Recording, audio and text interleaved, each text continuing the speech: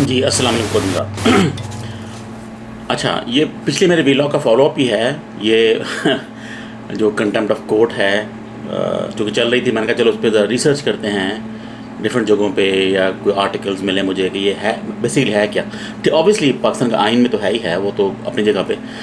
लेकिन मैं चाह रहा था कि देखें कि दुनिया में, अमेरिका में ख़ास तौर पर जहाँ बैठे हुए हैं इस वक्त, कि वहाँ पे क्या कंटेम्प्ट ऑफ कोर्ट क्या है। तो एक तो नाम से लगता है कि जी कंटेम्प्ट ऑफ कोर्ट, कि जी कोर्ट पे आपने कोई कंटेम्प्ट किया। तो ये मेरी स्क्रीन पे देख रहे हैं, ये विकीपीडिया से मैंने अभी अभी सर्च की है। तो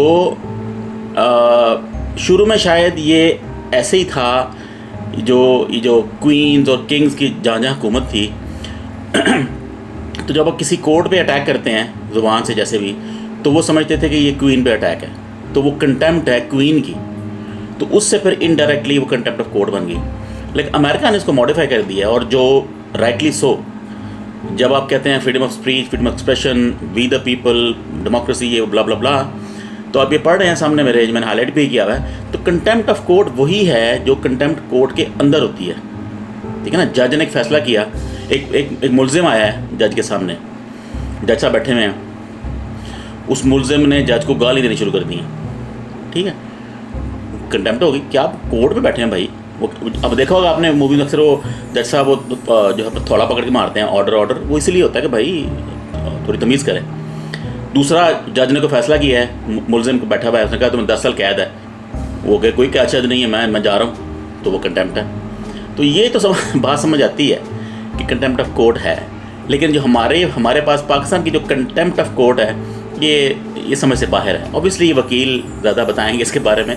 हम पे चूँकि यूके ने रूल किया हुआ है पाकिस्तान पे, और मेरा ख्याल है इंडिया में भी शायद यही चक्कर होगा जो पाकिस्तान में है, क्योंकि उधर भी यूके ने रूल किया हुआ है। तो जिन मुल्कों पे ये ग़ुलामी रही है, वो मेरा ख्याल है वही लॉ लेके चल रहे हैं कि खान साहब जहाँ मर्जी स्पीच कर दें बैठे, तो वो कंटेम्प्ट हो गई, या कोई भी स्पीच कर दे किसी बंदे के बारे में, हालांकि फ्रीडम ऑफ स्पीच है, लेकिन वो कंटेम्प्ट में आ जाता है। हालांकि इसका तुक नहीं बनता। अगर आपने किसी वेस्ट को फॉलो करना, तो फिर ये चीज़ें फॉलो करने वाली हैं। आज़ादी इसे कहते हैं, आज़ादी ये नहीं कहते। ये बात समझ आती है कि आपने कोशिश की है कि लोगों को अब डरा के रखें, कि मुंह से कोई फिक्रा निकल गया, ओ जी कंटेम्प्ट हो गई। तो वो शायद वही है इसकी रीज़न। वैसे ऐसा होना नहीं चाहिए। अब ये देख रहे हैं आप, यूएस में ऐसा नहीं है। मैं इस पर मज़ीद देखूँगा यूएस का जो कॉन्स्टिट्यूशन है, उसमें इसकी क्या एग्जैक्ट डेफिनेशन है। लेकिन मुझे लग रहा है कि ये कंटेम्प्ट ऑफ कोर्ट जो है, ये कोर्ट के अंदर की जो कंटेम्प्ट होती है उसी को होते हैं। बाहर आप आके जो मर्ज़ी कहें, तो वो जज भी काम इंसान होता है जैसे बाकी इंसान है। जैसे बाकी इंसानों की इज़्ज़त है, ऐसे जज की भी इज़्ज़त है। कोर्ट के अंदर जज की एक स्पेशल पावर है, एक स्पेशल रिस्पेक्ट है, क्योंकि उसने एक फ़ैसला सादर करना है आपके ऊपर। अगर कोई फैसला नहीं मानता तो पीछे क्या रह गया, ठीक है ना।